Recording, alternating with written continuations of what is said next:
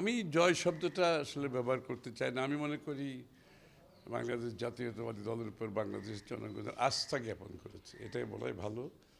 এবং আমি আগেও বলেছি, বাংলাদেশের যে কোনো সংকটময় মুহূর্তে, কঠিন সময়ে বাংলাদেশের জনগণ বারবার বাংলাদেশ জাতীয়তাবাদী দলের উপর আস্থা রেখেছে, এবারও রেখেছে।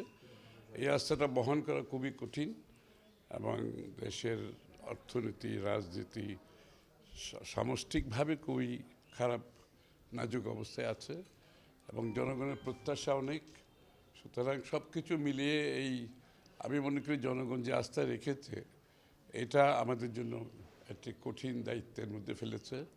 আমরা কিভাবে জনগণের প্রত্যাশা পূরণ করব, আকাঙ্ক্ষা পূরণ করব, দায়িত্ব পালন করব, সেটাই হচ্ছে গুরুত্বপূর্ণ বিষয় অন্য বিষয়ের চেয়ে।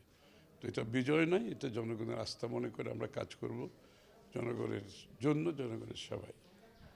তাই এলো ইনোভার, যেন আপনি লাইফে থাকেন রেডি প্রতিদিন। Innova, designed for now. Vijay, আমি তো বিজয় শব্দটাই ব্যবহার করতে চাচ্ছি না। আমি বলছি জনগণ আমাদের উপর আস্থা রেখেছে। এইভাবে জিনিসটা চিন্তা করলে আমার মনে হয় গণতন্ত্রের আগামীর ভবিষ্যতে গণতান্ত্রিক যে রীতিনীতি, সংস্কৃতির একটু বদলের প্রয়োজন আছে।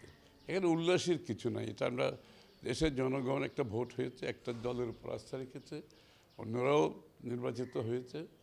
আসলে দেশটাকে কীভাবে এগিয়ে নিয়ে যাবো, এটি হচ্ছে মূল দায়িত্ব। এখানে বিজয়ের কিছু নেই।